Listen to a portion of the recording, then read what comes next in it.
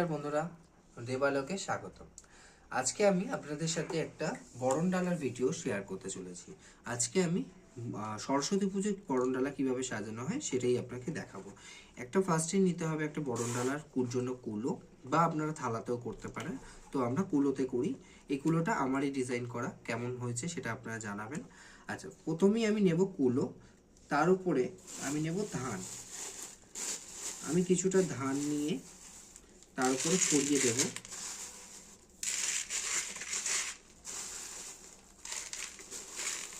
পুরো ধানটাই লেগে যাবে আমার।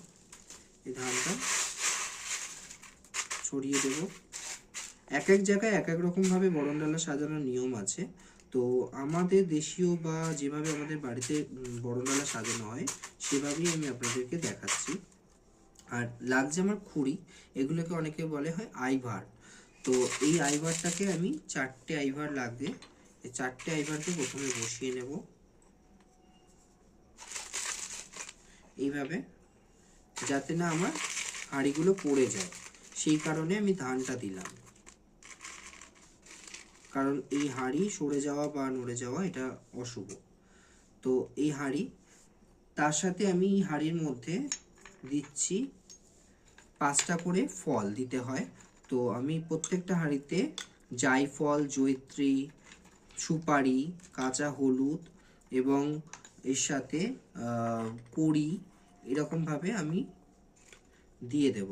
তো আমি ফার্স্টে বয়রা দিলাম, তারপর দিচ্ছি আমি জয়িত্রী,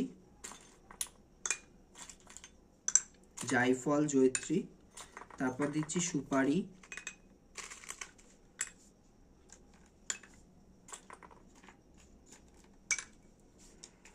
তারপর দেব হর্তুকি,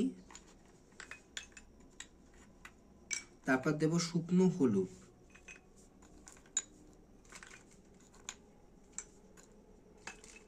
এবং তার সাথে জয়িত্রী।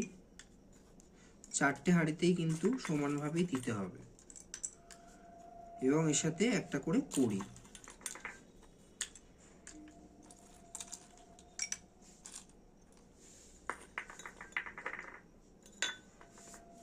আর একটু অল্প করে ধান এই হাঁড়িতে দিয়ে দিলাম। এইভাবে হাঁড়ির ঢাকা বন্ধ করে দিলাম।